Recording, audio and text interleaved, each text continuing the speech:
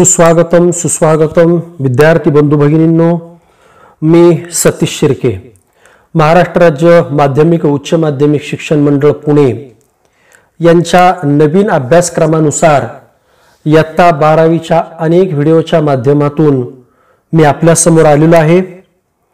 मागील एका भागामध्ये प्रात्यक्षिकाला आपण प्रारंभ केलेला होता आणि प्रात्यक्षिक क्रमांक 1 चा काही भाग आपण पहिल्या व्हिडिओमध्ये पाहिलेला होता। आज आपण व्हिडिओ क्रमांक 2 प्रात्यक्षिक भागाचाच उर्वरित भाग आहे। सर्वेक्षणाद्वारे माहिती गोळा करणं किंवा आपण त्याला ॲपच्या सहाय्याने सर्वेक्षण करणं हे प्रात्यक्षिकाचं नाव आहे। आणि या भागामध्ये आपण माहितीचं विश्लेषण कसं करायचं आणि सादरीकरण कसं करायचं या संदर्भातील माहिती मी तुम्हाला सांगणार आहे। यामध्ये नमुना विश्लेषण आपण घेतलेला आहे। टप्पा 1 जो आहे तो आपण पहिल्या व्हिडिओमध्ये पाहिलेला आहे। गुगल प्ले स्टोअर वरून जिओ ॲप सर्वे ॲप डाउनलोड करणं, शिक्षकाची माहिती भरणं हे पहिल्या टप्प्यामध्ये पाहिले। त्यानंतर विद्यार्थ्यांचं त्या ठिकाणी ॲप डाउनलोड करणं या संदर्भातही माहिती आपण त्या ठिकाणी पाहिलेली आहे। आणि प्रत्यक्ष सर्वेक्षणाची प्रश्नावली कशा पद्धतीने भरता येईल इथपर्यंत 2 टप्प्यामध्ये त्या ठिकाणी आपण माहिती पाहिली होती। अगदी सेल्फी काढून फाईल अपलोड कशी करायची हाही संदर्भ तुम्हाला दिलेला होता। आज आपण या प्रात्यक्षिकाचा उर्वरित भाग म्हणजे टप्पा क्रमांक 3 पाहणार आहोत की विद्यार्थ्यांनो, प्रत्येकानं 15 कुटुंबाचं सर्वेक्षण तुम्हाला करायचंय आणि ते केल्यानंतर सर्व्हरला ते सादर करायचे। आता जे जिओ सर्वे ॲप आहे त्या ॲपवरून .kml किंवा .xl फाईल आपल्याला जे पुढील विश्लेषण करायचे त्यासाठी उपयोग होणार आहे। तर KML फाईलचा वापर गुगल अर्थ किंवा भुवन या वेबसाईट आहेत, नकाशा तयार करण्याच्या संदर्भामध्ये या वेबसाईटचा वापर केला जातो। तुम्ही सर्वेक्षित जे केलेलं आहे त्यांचा नकाशा तयार करण्यासाठी त्याचा उपयोग होईल आणि म्हणून तुमच्या ॲप वरून या दोन्ही फाईल संगणकावर घेणं आवश्यक आहे। यामध्ये पहा की अशा पद्धतीने तुम्हाला दिसून येतं आणि मग इथं जिओ सर्वे ॲप आहे, त्याच्या लेफ्ट साइडला क्लिक केल्यानंतर हे तुम्हाला दिसेल। इथं डाटा मॅनेजमेंट आहे आणि इथून तुम्हाला तुमची फाईल ही एक्सपोर्ट करता येईल आणि संगणकावरती घेता येईल। आता टप्पा क्रमांक 4 जो आहे तो डाउनलोड केलेली एक्सेल फाईल तुम्ही काय करायचं, संगणकावरती ओपन करायची। आता मायक्रोसॉफ्ट एक्सेल मध्ये ती उघडल्यानंतर तुम्ही जे 15 घरांचं कुटुंबाचं सर्वेक्षण केलेलं आहे ती फाईल त्या ठिकाणी ओपन होईल, जी माहिती जमवलेली ती ओपन होईल आणि अशा पद्धतीने 2 शीट तुमच्या संगणकावरती लॅपटॉपवरती तुम्हाला पाहावयास मिळतील। तर हा टप्पा 4था आहे। मग आता संगणकावरून प्रिंट पाहणं, डेटा पाहणं आणि त्यावरून विश्लेषण करणं कदाचित थोडंसं कठीण जाऊ शकतं। म्हणून काय करायचं की ही फाईल संगणकावरती ओपन झाल्यानंतर त्याची प्रिंट काढा आणि प्रिंट काढून तुम्हाला चांगलं काम करता येईल, पुढे जे विश्लेषण करायचे ते करता येईल। आता प्रतिसाद देणारी व्यक्ती म्हणजे ज्याचं सर्वेक्षण केले ती व्यक्ती, त्याचा अनुक्रमांक आणि कुटुंबातील व्यक्तीचा अनुक्रमांक एकच या ठिकाणी ठेवण्यात आलेला आहे। त्यामुळे सहसंबंध तुमच्या सहज काय होतो लक्षामध्ये येईल। आता आपण प्रत्यक्षात गणनक्रियेला सुरुवात करणार आहोत, म्हणजे विश्लेषणाला सुरुवात करणार आहोत, सादरीकरण त्या ठिकाणी करणार आहोत।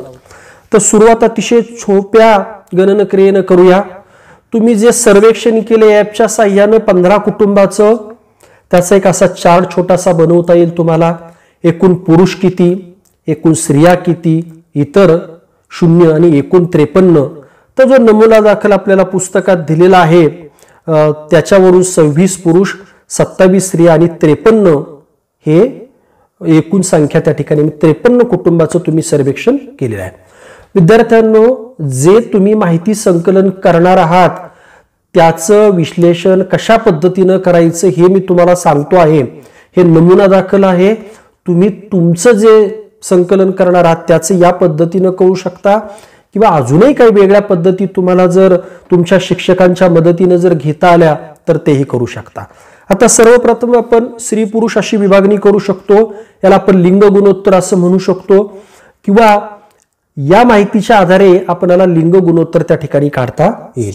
काय आहे लिंग गुणोत्तराचं सूत्र? एकूण स्त्रियांची संख्या भागिले एकूण पुरुषांची संख्या गुणिले 1000.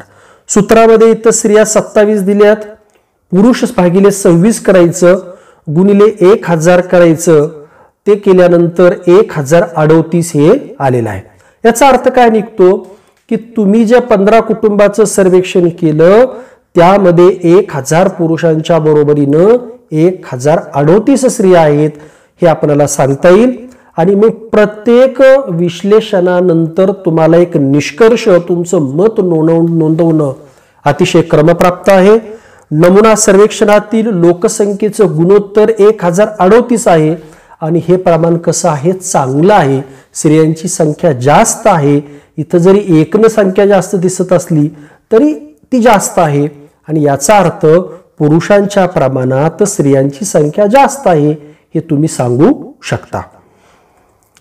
आता दुसरं विश्लेषण आपल्याला करायचं स्त्री पुरुषांची वयोरचना. ज्या 15 कुटुंबातील तुम्ही सर्वेक्षण केलंय ते वयोरचनेनुसार त्याची विभागणी आपण करू शकतो. लिंग आणि वयाचा वापर करून तुम्ही त्याचा मनोरा सुद्धा तयार करू शकता. आता पहा इथं वयोगट घेतलेत. वर्ष 0 ते 10 वर्ष वयोगट, 10 ते 15, 15 ते 20 वर्ष वयोगट, 20 ते 30, 30 ते 40, 40 ते 50, 50 ते 60 आणि 60 प्लस केले म्हणजे 60 पेक्षा अधिक. आता एक कॉलम स्त्रियांचा टाकायचा, एक कॉलम पुरुषांचा टाकायचा. मग तुम्हाला प्रत्येक कुटुंबातील तिथं सर्वेक्षण करत असताना वयोगटाचा उल्लेख होता पहा. त्याच माहितीच्या आधारे तुम्ही काय करायची, इथं आकडेवारी ही त्या प्रिंट काढलेल्या सीटवरून भरायची. इथं 4 स्त्रिया आहेत, पुरुष 0 आहेत, 2 0, 3 0, 8 3, 0 2, 4 4, 1 6 आणि 5 5 असा वयोगट त्या ठिकाणी आढळून येतो. आणि दोहोंची बेरीज केल्यानंतर ही अशा पद्धतीने बेरीज तुमची येते. आता पुढे आपल्याला याच्या आधारे, या आकडेवारीच्या आधारे हा एक मनोरा लोकसंख्येचा करता येईल. तुम्ही लोकसंख्या प्रकरणाचा अभ्यास करत असताना हा मनोरा त्या ठिकाणी अभ्यासलेला आहे. खालच्या बाजूला काय केलंय की संख्या दिलेली आहे आणि आडव्या स्तंभावरती आणि उभ्या स्तंभावरती तुमचं हे जे वयोगट आहे ते उलट क्रमानं म्हणजे खाली कमी वय आणि वरती जास्त वय दिलेलं आहे. आणि या पद्धतीनं तुम्हाला तो ग्राफ, आपण उभा ग्राफ काढतो, या ठिकाणी आडवा ग्राफ तुलनात्मक काढायचा आहे. आणि इथं हा रंग पुरुषांचा दर्शवलेला आहे, हा रंग स्त्रियांचा दर्शवलेला आहे. हे सादरीकरण तुम्हाला त्या ठिकाणी करता येऊ शकतं. आता शेवटी निष्कर्ष हा महत्वाचा आहे की या मनोऱ्यात कार्यशील लोकसंख्या जास्त आहे हे आपल्याला या ठिकाणी दिसून येतं. आणि त्यामुळं अवलंबित्वाचं किंवा परावलंबी आपण त्याला म्हणतो लोकसंख्या कमी आहे, मात्र वृद्धांची संख्या काय आहे इथं जास्त आपल्याला दिसते. इथं 5 आणि 5 10 दिसते पहा, ही संख्या जास्त दिसते आहे. म्हणजे वृद्ध संख्या जेव्हा जास्त असते त्यावेळेस आजारपण वगैरे येत असतं आणि मग दवाखान्याचा खर्च, वैद्यकीय खर्च म्हणतो आपण, हाही येऊ शकतो. हे आपण दुसरं विश्लेषण त्या ठिकाणी करू शकतो. आता कुटुंब सदस्यांचा शैक्षणिक स्तर. तुम्ही मोबाईलवरती माहिती भरत असताना प्रत्येक घरोघरी जाऊन काय केलंय, कुटुंबाचं शैक्षणिक स्तर विचारात घेतलेला आहे. किती शिकलेला आहे त्याचे अनेक गट पाहिलेले आहेत आपण. मग प्राथमिक असेल, उच्च माध्यमिक आहे, माध्यमिक आहे की नाही, ते आपण पुढे पण पाहणार आहोत. ते आकडेवारी तुमच्याकडे आहे. ती आकडेवारी एका कुटुंबाची आहे आणि नंतर 15 कुटुंबाची आहे. ती आकडेवारी काय करायची, एका चार्ट मध्ये तुम्ही लिहायची आणि मग तुम्हाला अशा पद्धतीचा चार्ट तयार करता येईल. प्राप्त शैक्षणिक पात्रता हे तुमच्या मोबाईलमध्ये आहे आकडेवारी, एका कुटुंबाची आणि सगळ्या कुटुंबाची. निरक्षर, प्राथमिक पेक्षा कमी, प्राथमिक, उच्च माध्यमिक, माध्यमिक, उच्च माध्यमिक, पदव्युत्तर, पदव्युत्तर, पदवीधर आणि पदव्युत्तर, पदव्युत्तर पेक्षाही जास्त, या ठिकाणी दिलेला आहे आणि एकूण संख्या दिलेली आहे. मग पुरुष किती निरक्षर आहेत, स्त्रिया किती आहेत आणि एकूण बेरीज किती. प्राथमिक पेक्षा कमी हा आकडा इथे आलेला आहे. प्राथमिक 2 पुरुष 7 स्त्रिया 9 एकूण आहे. उच्च प्राथमिक 1 3 बरोबर 4. माध्यमिक पुरुष 1 स्त्रिया 1 बरोबर 2. उच्च माध्यमिक 12 पुरुष स्त्रिया 4 बरोबर 16. पदवीधर 6 पुरुष 6 स्त्रिया बरोबर 12. पदव्युत्तर शिक्षण घेणारे पुरुष 6 स्त्रिया 2 आणि 5. आणि पदव्युत्तरापेक्षा जास्त 0 0 0. एकूण पुरुष आपण पाहिले किती होतं ते 26, स्त्रिया 27 आणि 53-15 कुटुंबामध्ये स्त्री पुरुष होते. ही आकडेवारी तुमची योग्य आली म्हणजे आकडेवारी तुम्ही केलेलं विश्लेषण बरोबर आहे असं म्हणता येईल. आता काय करता येईल पहा, हे जे तुम्ही दिले प्राप्त शैक्षणिक तो आकडेवारी मी इथे घेतली पुरुषांची, फक्त 26 पुरुषांची. आता काय करायचं आपल्याला, पुरुषांच्या संख्येनुसार प्रत्येक गटातील टक्केवारी काढायची. म्हणजे काय करायचं, निरक्षर पुरुष किती आहेत 1, मग 1 भागिले पुरुषांची संख्या किती आहे टोटल 26, त्याला गुणिले काय करायचं 100. लक्षात घ्या, पुरुषांची संख्या भागिले एकूण पुरुषांची संख्या गुणिले 100 बरोबर केल्यानंतर जी टक्केवारी आलेली आहे 3.85 ती निरक्षर पुरुषांची टक्केवारी आहे. अशी प्रत्येक वयोगटाची शैक्षणिक पात्रतेची टक्केवारी तुम्हाला काढता येईल. प्राथमिक पेक्षा कमी 0 आहे. प्राथमिक 2 पुरुष आहेत, 2 भागिले 26 गुणिले 100 बरोबर 7.70. उच्च प्राथमिक 1 भागिले 26 गुणिले 100 3.85 उत्तर आले. माध्यमिक शिक्षण घेणारा पुरुष एकच आहे म्हणून 3.85 येईल. उच्च माध्यमिक 12 भागिले 26 गुणिले 100 46.16 आलेला आहे. पदवीधर आहे 6 भागिले 26 गुणिले 100 बरोबर 23.08. पदव्युत्तर शिक्षण आहे 3 भागिले 26 गुणिले 100 बरोबर 11.54 आणि पदव्युत्तर 0 आहेत. ही संख्या किती येईल, 26 पुरुष आहेत म्हटल्यावर 26 येणार आणि ही सर्व टक्केवारी जर 100 भरली तर तुम्ही केलेलं विश्लेषण बरोबर आहे. आता हे झालं पुरुषांचं. तुम्हाला स्त्रियांच्या बाबतीमध्ये सुद्धा असं करते, स्त्रियांचा चार्ट इथे घ्या. तशाच पद्धतीने 27 स्त्रिया होत्या. ही आकडेवारी तुम्हाला या ठिकाणी प्राप्त होताना दिसून येत आहे, 100% असेल. आता स्त्री पुरुष एकत्र तुम्ही घेतलं तर इथं 1 पुरुष 1 स्त्री बरोबर 2 आहे की नाही. 0 पुरुष 3 स्त्रिया बरोबर 3 आणि एकूण संख्या किती आहे तुमची सर्वेक्षणाची 53 म्हणजे 2 भागिले 53 गुणिले 100 ही तुमच्या सर्वेक्षित केलेल्या स्त्री व पुरुष मिळून गटाची टक्केवारी या ठिकाणी आलेली आहे.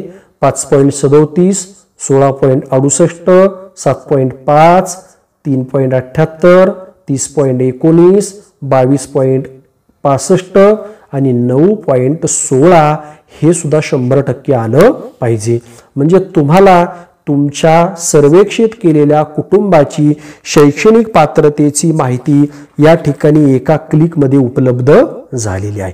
आता या आकडेवारीच्या आधारे या आकडेवारीच्या आधारे तुम्ही अशा पद्धतीचा ग्राफ सुद्धा त्या ठिकाणी काढू शकता. काय म्हटलं इथं, उपरोक्त प्राप्त टक्केवारी आपण खालील प्रमाणे संयुक्त स्तंभलेख किंवा इतर उपयुक्त आलेखाद्वारे दाखवू शकतो. इथं आपण केले 10चा डिफरन्स घेतलेला आहे, टक्केवारी इथं घेतलेली आहे आणि शैक्षणिक स्तर इथं लिहून काढलेत. निरक्षर, प्राथमिक उच्च प्राथमिक की नाही, ही शैक्षणिक पात्रता इथं लिहून काढलेली आहे. आता काय करायचं, 3 चार्ट तुम्हाला उपलब्ध झालेले आहेत की नाही. 3 चार्ट उपलब्ध आलेत. पुरुषांचा टक्केवारीचा 1, स्त्री टक्केवारीचे 1 आणि एकूण टक्केवारीची 1. इथं तुम्ही काय करायचं, हा जोड स्तंभालेख संयुक्त स्तंभालेख आपण म्हणूया, हा इथं या पद्धतीने काय करायचा काढायचा आहे. इथं प्रत्येक ठिकाणी 3 स्तंभ येतील. इथं का तर दुसऱ्या प्राथमिक मध्ये तुम्हाला काय झालेला आहे, पुरुष एकही नाही म्हणून इथं पुरुषांचा स्तंभ नाही आणि इथं पुरुष हा रंग दिलेला आहे, स्त्रियांना हा रंग आणि एकूण हा एका ग्राफमध्ये दिसून येतं. आता या ग्राफकडे तुम्ही नजर टाकल्यानंतर तुम्ही निष्कर्ष नोंदवू शकता की सर्वेक्षणात केवळ 3.78% लोकसंख्या काय आहे, निरक्षर आहे की नाही. बरोबर आहे. पदव्युत्तर पदवीपेक्षा पुढील शिक्षण कोणाचेही नाही. पदव्युत्तर पदवीनंतर इथं PhD MPhil वगैरे असं कुठलंही शिक्षण तुम्हाला दिसून येत नाही, हे मत नोंदवता येईल. सरासरी साक्षरतेचं प्रमाण पुरुषांपेक्षा जास्त आढळतं, पुरुषांची संख्या जास्त आढळते साक्षरतेमध्ये, म्हणजे स्त्री साक्षरतेचं प्रमाण कमी आहे हे आपण सांगू शकतो. त्यानंतर पुरुषांचं साक्षरतेचं प्रमाण उच्च माध्यमिक स्तरापर्यंत म्हणजे इथपर्यंत जास्त आहे दिसून येते आपल्याला. मात्र पदवी आणि पदव्युत्तर स्तरातही इथं सुद्धा थोडंसं पुरुषांचं प्रमाण जास्त आढळते, स्त्रियांचं प्रमाण या ठिकाणी कमी आढळते हे आपण सांगू शकतो. आता दुसरं विश्लेषण आपल्याला मुद्दा दिलाय, कुटुंब प्रमुखाचा पेशा. तुम्ही प्रत्येक कुटुंबाचं सर्वेक्षण करत असताना त्याचा पेशा, त्याचा रोजगार, त्याचा व्यवसाय 15 कुटुंबाचा घेतलेला, इथं फक्त कुटुंब प्रमुखाचा आहे, कुटुंबातील सदस्यांचा म्हटलेलं नाही. ही गोष्ट लक्षात ठेवायची आणि मग 15 कुटुंबाचं तुम्हाला करायचे. आता हे करत असताना आपल्याला काय करायचंय की आपल्या भौगोलिक भाषेमध्ये त्याचं विश्लेषण करायचे. तुम्ही भौगोलिक भाषेमध्ये हे पाहिलेलं आहे भूगोलामध्ये की व्यवसायाची विभागणी आपण प्राथमिक, द्वितीयक आर्थिक क्रिया, तृतीयक आर्थिक व्यवसायात करू शकतो. आणि मग त्यासाठी काय करायचं, एखादी व्यक्ती जर निवृत्त असेल है की नाही सर्वेक्षणामध्ये किंवा कोणत्याही व्यवसायात गुंतलेली जर नसेल तर तिला अकार्यशील गटात घेतलं पाहिजे. म्हणजे ही ओळ तुम्ही लक्षात ठेवणं आवश्यक आहे. काय करता येईल विद्यार्थ्यांनो, कुटुंब प्रमुखाचा व्यवसाय आणि जे प्राथमिक व्यवसाय, द्वितीयक व्यवसाय, तृतीयक व्यवसाय आणि एक अकार्यशील म्हटले आपण, कोणासाठी ते निवृत्त किंवा कोणत्याही व्यवसायात गुंतलेले नाहीत अशा लोकांची आणि एकूण. आणि मग हा चार्ट किती आली संख्या, प्राथमिक व्यवसायाच्या चार्टवरून तुम्हाला घेता येईल. प्राथमिक व्यावसायिकांची संख्या 6, द्वितीयक व्यवसायांची संख्या 2, तृतीयक व्यवसायांची संख्या 6 आणि अकार्यशील लोकसंख्येची संख्या 1 अशी 15 संख्या त्या ठिकाणी आलेली आहे. 15 कुटुंब म्हणून 15 संख्या आलेली आहे. आता त्याची टक्केवारी काढायची. 15ला कुटुंबाची टक्केवारी इथं काढलेली आहे. प्राथमिक व्यवसाय 40%, द्वितीयक व्यवसाय 13.33, तृतीयक व्यवसाय 40%, अकार्यशील एकच आहे परंतु टक्केवारी आली 6.67. अशा पद्धतीने 100% तुमचं झालेलं आहे. आता या आधारे तुम्हाला निष्कर्ष काढता येईल की या आकडेवारून हे स्पष्ट होते की एकूण कुटुंबापैकी 40% लोकसंख्या कोणत्या प्राथमिक व्यवसायात आणि तृतीयक व्यवसायात गुंतलेली आहे. 13.33% कमी लोक द्वितीयक व्यवसायात आहेत. हे आकडेवारी पाहूनच लिहायचं. 6.67% कमी म्हणजे केवळ एक व्यक्ती अकार्यशील त्या ठिकाणी आहे. आणि शेवटी लिहिता येईल की एकूण लोकसंख्येत कार्यशील कुटुंबाचं प्रमाण हे किती आहे, 9.33. हे कसं काढलं, हे 100% आहे. अकार्यशील वजा करायची त्याच्यातून किती, 6.67. 100 मधून 6.67 वजा केल्यानंतर कार्यशील लोकसंख्येची आकडेवारी तुम्हाला 93.33 ही प्राप्त होते आहे. हे आपण विचारात घ्यायचं आहे. आता पुढचं पाहूया आपण 5वा मुद्दा, कुटुंबाचे उत्पन्न. है की नाही, तुम्ही कुटुंबाच्या उत्पन्नाचा एक चार्ट तुम्हाला मोबाईल मध्ये माहिती भरत असताना होता. जी आकडेवारी प्राप्त झालेली आहे, सांख्यिकी माहिती प्राप्त झालेली आहे, त्यावरून कुटुंबाच्या उत्पन्न पातळीची तुलना करण्यासाठी तुम्हाला उपयोग होईल. पहा बरं, हा चार्ट तुम्ही भरलेला आहे की नाही. वार्षिक उत्पन्न 50,000 पेक्षा कमी 15 कुटुंबाच्या आकडेवारीनुसार तुम्ही इथे लिहिले 0. 50,000 ते 1 ते 2 लाख 3 लोकांना उत्पन्न त्या ठिकाणी आहे. 2001 ते 5 लाख 6 कुटुंब आहेत. आता इथं कुटुंबाचं आहे बरं का, इथं कुटुंब प्रमुखाचं नाही, लक्षात घ्यायचंय. 5,01,000 ते 10,04,000 कुटुंबाचं उत्पन्न आहे आणि 10 लाखापेक्षा जास्त उत्पन्न असणारे 15 पैकी 2 कुटुंब आहेत. बेरीज 15 आली म्हणजे सर्व कुटुंबाची तुम्ही माहिती या ठिकाणी घेतली. आता ही संख्या झाली. आता याचं पर्सेंटेज काढायचं. 0 आहे म्हटल्यानंतर 0, 3 भागिले 15, ठीक आहे, 15 आहेत गुणिले 100, ही टक्केवारी तुमची येते 20, 40, 26.60, 6, 13.3 ही तुमच्या कौटुंबिक उत्पन्नाची टक्केवारी प्राप्त झालेली आहे. आता याच्या आधारे कधी जोड स्तंभालेख काढायचा, कधी वेगळा आलेख काढायचा. आता इथं तुम्हाला विभाजित वर्तुळ करायला सांगितलेलं आहे. विभाजित वर्तुळ काढण्यासाठी काय करावं लागतं, तुमच्याकडे हे असलं पाहिजे, टक्केवारी असली पाहिजे की नाही. ही टक्केवारी या ठिकाणी दिलेली आहे. विभाजित वर्तुळ तुम्ही या पद्धतीनं काढू शकता.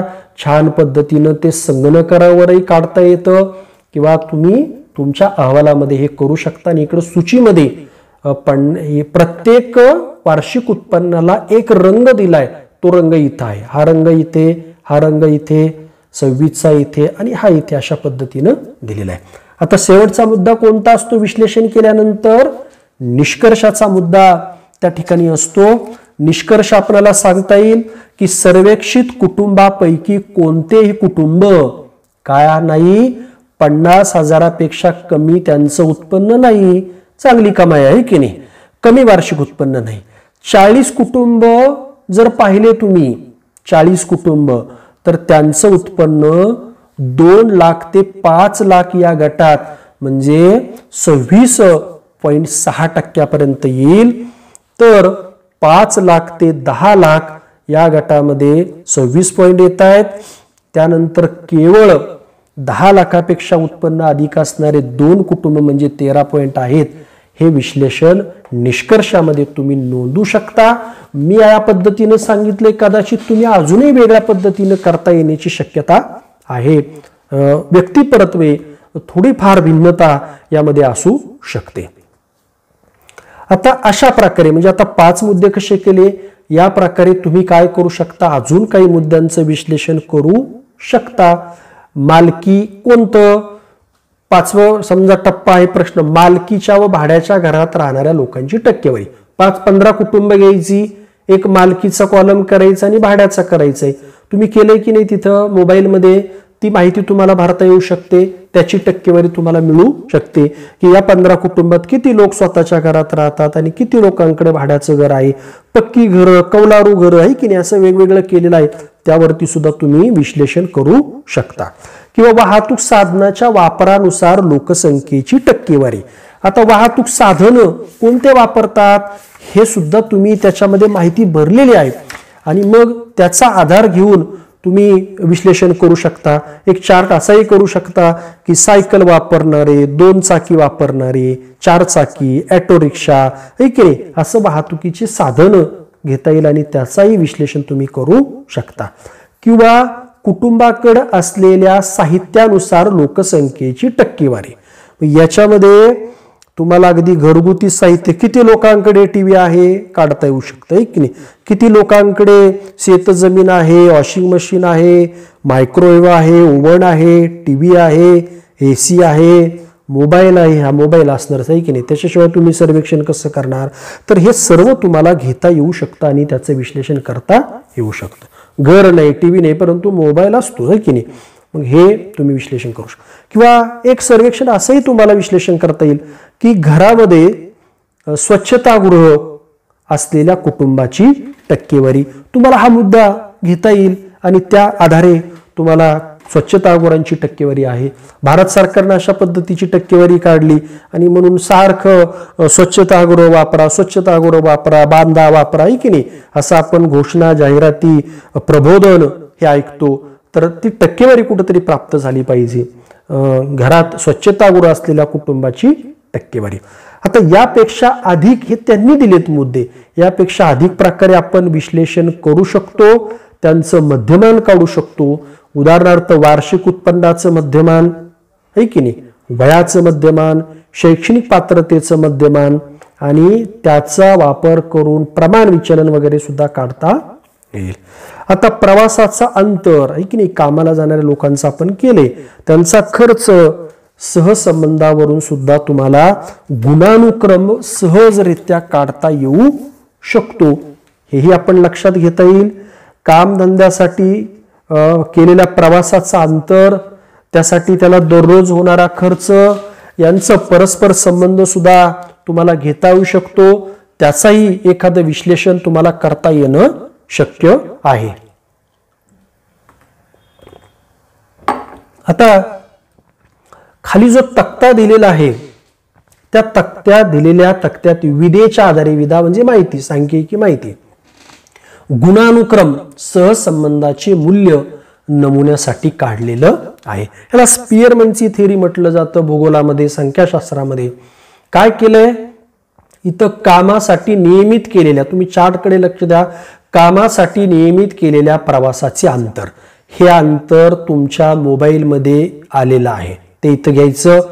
15 कुटुंब आहेत, 15 कुटुंबाचा अंतर येईल. त्यांनी प्रवासाचा दैनंदिन खर्च सांगितलाय. किती खर्च येईल, प्रत्येक कुटुंबाचा खर्च हा वेगवेगळा आलेला आहे की नाही. कोणी कमी अंतरावर असेल, कोणी स्वतःची गाडी घेऊन जात असेल, कोणी सायकलवर जात असेल, तर खर्चामध्ये भिन्नता ही असणार आहे. आता R1 याला R म्हणायचंय, याला R2 म्हणायचे. आता R1चं काय करायचंय, तुम्हाला रँकिंग करायचंय. रँकिंग करत असताना काय करायचं, या आकडेवारीमध्ये सर्वात मोठी अंक कोणता आहे, 40, म्हणून इथे 1 नंबर द्यायचा. आता दुसरा अंक कोणता आहे, 40 नंतर इथं 30 दिसतोय, म्हणून याला 2 द्यायचा. आलं लक्षामध्ये. त्यानंतर तिसरा अंक पाहूया, 30 पेक्षा कमी असेल तो, 30 पेक्षा कमी असेल तो अंक काय करायचा, इथं तुम्हाला द्यायचा. आणि ही टक्केवारी काय करायचं, तुम्हाला या पद्धतीने घ्यायची. इथं 3 दिसतोय तुम्हाला 30 पेक्षा कमी, त्यानंतर 4 दिसतोय. हा गुणानुक्रम तुम्हाला या ठिकाणी लागेल. शेवटी सर्वात कमी म्हणजे 2 किलोमीटर जातोय, म्हणून 15 हे अंतर आलेले. हा एक रंग वापरलाय आणि हा रंग वापरलाय, कारण या 2 चार्टचा संदर्भ आहे. तुम्हाला याच्यानुसार हे क्रमांक द्यायचे. आता हे खर्च आहे, याचे सुद्धा R2 मध्ये क्रमांक घ्यायचे. मग काय करायचं, याच्यामध्ये सर्वात मोठा जो असेल 280 आहे, इथं त्याला 1 क्रमांक दिला. सर्वात 2 नंबरचा 250, त्याला 2 दिलेला आहे. त्यानंतर इथं 220 दिसतोय, 3 दिलेला आहे. अशा पद्धतीनं 200 दिसतोय, 4 दिलेला आहे. काळजीपूर्वक तुम्ही काय करायचं, हे रँकिंग तुम्ही करून घ्यायचं. त्याला आपण R2 म्हणतो.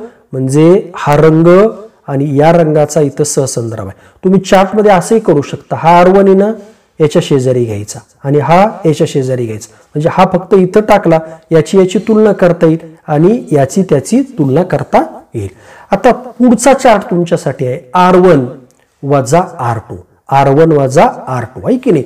ही आकडेवारी इथं करायची. पहा, 1 वजा 2, 1 लहान आहे, 2 मोठा आहे, वजा 1 आलं. 14 वजा 11 बरोबर 3 आलं. 10 वजा 14 बरोबर 4. 5 वजा 9 बरोबर 4. 7 वजा 6 बरोबर 1. इथं प्लस 1 येईल. पहा, हे माझ्याकडून चुकलंय, प्लस 1 येईल आहे की नाही. 6 वजा 5 बरोबर 1. 12, फक्त इथं प्लस मायनस झाले, बाकी काही बदल होणार नाही. 12 वजा 10 बरोबर 2. 13 वजा 13 बरोबर 0. 15 वजा 15 बरोबर 0. 8 वजा 12 बरोबर 4. 3 वजा 3 बरोबर 0. अशा पद्धतीने तुम्हाला हे सर्व R1 R2 हे अंक मिळाले आहे की नाही. आता पुढचा चार्ट आहे R1 वजा R2 याचा वर्ग करायचा आहे. म्हणजे ह्या दोन्हींचा वर्ग. आता इथं हा कंसातला अंक हा आलेलाच आहे, हा फक्त त्याचा वर्ग करायचा आहे की नाही. म्हणजे ही आकडेवारी मिळेल. 1 चा वर्ग 1, म्हणजे 1 ला 1 न गुणायचं, 3 ला 3 ने गुणायचं, 9 येतं. 4 चौक 16, 4 चौक 16. 1 गुणिले 1 बरोबर 1, 1 गुणिले 1 बरोबर 1. 2 गुणिले 2 बरोबर 4. त्यानंतर 0 गुणिले 0, 0 0. 4 चौक 16, 0 0. 4 चौक 16. 1 गुणिले 1, 1 गुणिले 1. आणि शून्याचा काय येईल त्या ठिकाणी, शून्य त्या ठिकाणी येईल. आता हे शेवटी काय आलंय पहा, की याला समेशन म्हणायची, याची सर्वांची बेरीज करायची आहे की नाही. बरोबर किती आली ती 83 यामध्ये तुम्हाला दिसून येते. आता पहा हे सूत्र आहे कशाचं, स्पियरमनचा सिद्धांत जो आहे R बरोबर 1 मायनस कंसा 6 समेशन कंसामध्ये R1 वजा R2 चा वर्ग भागिले n कंसामध्ये n2 वजा 1. याच्यावरती पुन्हा एक प्रात्यक्षिक आपल्याला पाहायचे चौथं. तरी इथे पाहूया, इथे R हा गुणांक सहसंबंध आपण काढायचा. यांचा काय सहसंबंध आहे या आकडेवारीचा, म्हणजे कामासाठी जाणारा खर्च, अंतर यांचा काय सहसंबंध आहे ते आपल्याला काढायचं. आता सूत्र हे आहे, याच्यामध्ये आकडेवारी भरायची 1 वजा 6 जशाच्या तसा आला. आता हे काय आहे, समेशन R1 वजा R2 बरोबर त्याचा वर्ग. तर हे त्याचं उत्तर इथं ऑलरेडी आलेलं आहे, हेच आहे की नाही. इथं समेशन म्हणजे बेरीज झाली, R1 R2 हे आपण काढून आलेलं आहे. मग काय करायचं, गुणिले 83 येईल. आता n म्हणजे किती आहे, तिथं लोकसंख्या 15, इथं लिहिलंय मी 15. इथं 15 करायचं, कंसामध्ये n2 म्हणजे 15चा वर्ग, n2 नव्हे 15चा वर्ग वजा 1 ही सूत्रामध्ये त्या ठिकाणी भरलं. आता 1 वजा 498 इथं 15 आले. अगोदर 15चा कंसातील गणित अगोदर करून घ्यायचं असतं. 15चा वर्ग 225 वजा 1 हे आलेलं आहे. आता इथं 1 वजा 498 येईल. आता 15 त्यानंतर 225 वजा 1 परत त्या ठिकाणी झालेला आहे. किती आलं अगोदर कंसातलं हे आलं. त्यानंतर आता 1 वजा 498 15 गुणिले 224 यांचा संबंध 3360 हे आलेला आहे. शेवटी काय करायचं, आता 1 वजा 498 हे करत असताना इथं त्याचा छेद हा समान नाही, म्हणून काय करायचं 3300 या यानं या दोन्हीला गुणायचं. 3360 वजा 498 बरोबर 3360. हा छेद समान नसल्यामुळं ही स्टेप वाढते आहे. आता यांची वजाबाकी करायची 2862, याचा जशाच्या तसा येईल 3360. या दोहोंचा भागाकार केल्यानंतर तो 0.8 प्राप्त होईल. आता तुम्हाला येतो निष्कर्षाचा मुद्दा. वरील विश्लेषणात असे लक्षात येते की दैनंदिन प्रवासाचे अंतर व त्यासाठी दैनंदिन केलेला प्रवास खर्च यामध्ये उच्च परस्पर सहसंबंध आहे. म्हणजे प्रवासाचं अंतर वाढलं की खर्च वाढतो. इथं 2 किलोमीटर जातोय 0% खर्च पायीच जात असेल, इथं 40 किलोमीटर जातो म्हणून 250 आहे. हा सहसंबंध आपण विश्लेषणामध्ये सादर करू शकतो. आता पहा टप्पा 5वा आहे तुमच्यासाठी की विश्लेषण झाल्यावरती KML फाईल डाउनलोड केलेली आहे. ती त्या ठिकाणावरून फाईल संगणकावर कॉपी करायची, मोबाईलमध्ये असेल ती संगणकावर घ्यायची, शेअर करायची. आणि ही माहिती काढण्यासाठी तुम्हाला संगणकाचा वापर उचित ठरतो. तुमच्याकडे लॅपटॉप संगणक काय असेल त्याच्यावरती हे घेऊ शकता. हा 5वा टप्पा झाला. 6वा टप्पा आहे संगणकावर नकाशा तयार करण्याच्या 2 पद्धती आहेत. एक तुम्हाला गुगल अर्थचा वापर करून नकाशा तयार करता येतो, वेबसाईट आहे. किंवा कसा करायचा तर गुगल सर्च इंजिन वरती जायचं, तुम्ही गुगलच्या वेबसाईटवरती, तिथं गुगल अर्थ टाकलं का तुम्हाला त्याची वेबसाईट काय होतं मिळते. आणि तुमच्या संगणकावर ते काय करायचं इन्स्टॉल करायचं. आणि गुगल अर्थ डाऊन झाल्यावरती म्हणजे संगणकावर गुगल अर्थ हे डाउनलोड करून घ्या, उघडा. आणि मग उघडल्यानंतर तुम्हाला हे अशा पद्धतीचं स्क्रीन काय होतं प्राप्त होते. तर हा गुगल अर्थची स्क्रीन प्राप्त होईल. पुढे काय करायचं, टप्पा 6व्यातला दुसरा फाईल चिन्हावरती दाबायचं. त्याच्यात ओपन बटन दाबलं की काय होईल, तुम्हाला KML फाईल कोठे ठेवली आहे तिथं जायचं व ती फाईल गुगल अर्थवर घ्यायची, गुगल अर्थवर डाउनलोड करायची. ती केल्यानंतर काय होतंय मग तुम्हाला अशा पद्धतीची स्क्रीन दिसते, इथं अपलोड करायची. आणि मग अशा पद्धतीनं केल्यानंतर इथून तुम्हाला ते घेता येईल. हे त्याच्या स्टेज दाखवलेले आहेत आणि हा तुम्हाला तयार होईल. आता टप्पा 6वा आहे तिसरा, जी फाईल तुम्ही गुगल अर्थ वरती ओपन केली आहे तर सर्वेक्षित जे घरं केलेत की नाही तुम्ही, जेवढ्या जेवढ्या घरांचं सर्वे केलाय ती फाईल KML फाईल तुम्ही गुगल अर्थवर अपलोड केली रे केली की तुम्हाला गुगल अर्थवरती तुम्ही ज्या ज्या घरांचं 15 घरांचं सर्वेक्षण केलंय ते इथं तुम्हाला तुमच्या संगणकाच्या लॅपटॉपच्या स्क्रीनवर दिसेल. इथं गुगल अर्थ दिसते पहा, म्हणजे नकाशा तुम्हाला अगदी तयार दिसतो आहे. आता पुढे काय करायचं, तुम्ही त्याचा स्क्रीनशॉट काढायचा. तर कसा काढायचा स्क्रीनशॉट, तर तुमच्या संगणकावरती प्रिंट स्क्रीन नावाचं ऑप्शन असतं, ते बटन दाबायचं. दाबल्यानंतर काय करायचं, तुमच्या संगणकावर जेवढा भाग असतो त्याचं स्क्रीनशॉट आपण त्याला म्हणतो, प्रिंट स्क्रीन बटन दाबल्यानंतर स्क्रीनशॉट निघतो. आणि मग तुम्ही काय करा, पेंटमध्ये जा. पेंटमध्ये तिथं पेस्टचं ऑप्शन असतं, पेस्ट करा. त्यानंतर तिथं तुम्हाला काय करायचं, आता पानामध्ये बाकी काय आलेलं असेल तर जेवढा भाग आहे त्याच्यावरती सिलेक्ट करा. मग सिलेक्ट केल्यानंतर जेवढं तुम्हाला इमेज महत्वाची तेवढा सिलेक्ट करा आणि नंतर क्रॉप वरती तुम्ही केलं की तुम्हाला पाहिजे तेवढी इमेज काय होतो, क्रॉप होऊन येते. पुन्हा डाव्या बाजूला तुम्ही सेव्ह ॲज मध्ये गेलात की तुम्हाला ती फाईल सेव्ह कशी करायची कळेल. ती फाईल सेव्ह होत असताना तिथं खालच्या कोपऱ्यामध्ये एक ॲरो दिलेला असतो आणि तिथं ती फाईल अनेक याच्यामध्ये सेव्ह करता येते. तुम्हाला JPG किंवा TF फाईल तयार करून तुम्ही काय करू शकता, ती करू शकता. आता असं केल्यानं काय होतं, तुमची क्लिअरिटी वाढते, प्रतिमा चांगली दिसते त्या स्क्रीनची, पेपरची. आणि नंतर तुम्ही जेव्हा तुमच्या शिक्षकांना अहवाल जोडणार आहात त्यावेळी त्याची एखादी रंगीत प्रिंट तुम्हाला काढता आली तर तुम्ही काढायची आणि तुमच्या प्रात्यक्षिकाच्या कार्याला अहवालासोबत ती जोडायची. तर हे कार्य तुम्हाला करता येऊ शकतं, हे करता येईल. त्यानंतर अजून एक पद्धत आहे की भुवन हे संकेतस्थळ आहे. गुगलवरती हे संकेतस्थळ तुम्ही शोधू शकता.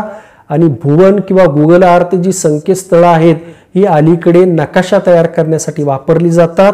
संकेतस्थळावरती तुम्ही हा पत्ता टाकायचा आहे, म्हणजे ही लिंक टाकायची आणि लिंक टाकल्यानंतर तुम्हाला भुवन काय होईल, हे ओपन होईल. आता ओपन झाल्यानंतर पुढचा टप्पा आहे भुवनवरती 2D किंवा 3D बटन दाबायचे, जे तुम्हाला योग्य वाटेल ते दाबा.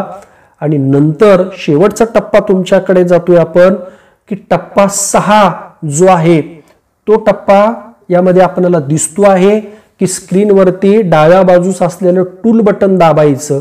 त्यातील ऍड म्हणजे गुगल अर्थ वरती जसं केलं तसं आता भुवनवरती करते. ऍड लेअर मध्ये जा आणि तुमच्या संगणकावरती KML फाईल अपलोड करा. तुम्हाला काय होईल, ती केली रे केली की अशा पद्धतीची स्क्रीन तुम्हाला त्या ठिकाणी दिसू शकतात. आणि मग खालील प्रमाणे स्क्रीन दिसतात. लेअर करणं वगैरे हे काही इथं दिसतंय तुम्हाला की अपलोड करणं होऊ शकतं. आता हे केल्यानंतर तुम्हाला काय होतंय, या टप्प्यामध्ये सर्वेक्षित केलेली घरं, त्या ठिकाणचे रस्ते दिसत आहेत. आता हे 2D फोटोग्राफ्स आहे. तुम्ही 3D जर घेतलं तर अजून तुम्हाला वेगळं दिसेल. तुमच्या मोबाईलवरती सुद्धा हे ऑप्शन असतात. जेव्हा तुम्ही गुगल मॅप सर्च करता त्यावेळेस तुम्हाला 2D 3D वगैरे अशा ऑप्शन त्या ठिकाणी असतात. तुम्हाला फक्त भौगोलिकच माहिती दाखवायची असेल तर तसंही ऑप्शन त्या ठिकाणी असतं. तुम्हाला रूट दाखवायचे असतील, रस्ते दाखवायचे असतील, वाहतूक मार्ग असतील तर तेही दाखवायचे. तर अशा पद्धतीनं तुम्हाला हा नकाशा येईल. हा नकाशा सुद्धा चांगल्या पद्धतीनं येण्यासाठी काय करायचं, तुम्ही याचा प्रिंट स्क्रीन बटन दाबून स्क्रीनशॉट घेऊ शकता. फोटोशॉपमध्ये पेंट ब्रशमध्ये जाऊ शकता आणि तिथं आवश्यक असणारी फाईल तुम्ही सिलेक्ट करा. नंतर ती क्रॉप करा. क्रॉप केल्यानंतर सेव्ह ॲज म्हणा. सेव्ह ॲज म्हटल्यानंतर तुम्हाला ती कशामध्ये आवश्यक आहे, फक्त इमेज पाहिजे का JPG पाहिजे का TF पाहिजे, तर JPG मध्ये करणं योग्य राहील. फाईल तयार करा आणि सेव्ह करा. म्हणजे तुमचं काय होतं, हा एक नकाशा त्या ठिकाणी तयार होतो. म्हणजे गुगल अर्थनं एक नकाशा तयार करता येऊ शकतो आणि भुवनच्या माध्यमातून हे नकाशा तयार करता येऊ शकतो. तर विद्यार्थी बंधू भगिनींनो, अशा पद्धतीनं तुम्हाला विश्लेषण करायचं आहे. वेळ तुम्हाला निश्चितपणे जाणार आहे. तुम्हाला मोबाईल सारखं अत्याधुनिक साधन वापरावं लागणार आहे. पुन्हा तुम्हाला घरी आल्यानंतर कॉलेजमध्ये गेल्यानंतर लॅपटॉपचा किंवा तुम्हाला संगणकाचा उपयोग त्या ठिकाणी करावा लागणार आहे आणि शिक्षकाच्या मार्गदर्शनाखाली हे संपूर्ण केल्यानंतर तुम्हाला अतिशय एन्जॉय करता करता मजा करता करता सगळं हे सर्वेक्षण करता येईल आणि तुम्हाला एक अहवाल प्राप्त होईल। याचा उपयोग तुम्हाला भविष्यामध्ये शासन जे वेगवेगळ्या पद्धतीचे सर्वेक्षण करतं त्या सर्वेक्षणामध्ये होईल। तुम्हाला एक कुटुंबाचं सर्वेक्षण करायचं, 10 रुपये 20 रुपये त्याचा दर असतो। सहजरित्या तुम्ही फक्त काय करायचं, एका कुटुंबात गेला, प्रश्नावली बटन दाबलं, प्रश्न असतात त्याच्यावर त्या अर्थात ती रक्कम अवलंबून असते, ते करू शकता। उद्या जनगणनेच्या कामासाठी त्याचा तुम्हाला उपयोग होऊ शकतो, स्वच्छतेच्या कामासाठी उपयोग होऊ शकतो। आणि पुढचं आपण जे पाहिलं हे सर्व विश्लेषण जर करायचं म्हटलं तर अजून रक्कम तुम्हाला या ठिकाणी होते। भूगोलामध्ये या नवीन ॲपचा समावेश केलेला आहे, नवीन गोष्टींचा समावेश केलेला आहे। तुम्हाला एक रोजगार प्राप्त व्हावा, तुम्हाला काहीतरी चरितार्थाचं साधन प्राप्त व्हावं, अगदी स्मार्टफोनच्या साहाय्यानं भूगोलाचा विद्यार्थी आणि आमचा शिक्षक स्मार्ट वर्क करताना दिसावा, ही अपेक्षा अर्थातच भूगोल अभ्यास मंडळाची असणार आहे। चला तर आपण प्रत्यक्ष कामाला प्रारंभ करूया। धन्यवाद। माझे व्हिडिओ आपल्याला आवडत असतील तर माझा चॅनल लाईक करा, सबस्क्राईब करा, इतरांना व्हिडिओ शेअर करा आणि शेजारील घंटीचं बटन सुद्धा दाबा, म्हणजे असेच नवनवीन व्हिडिओ आपल्याला प्राप्त होत राहतील। धन्यवाद।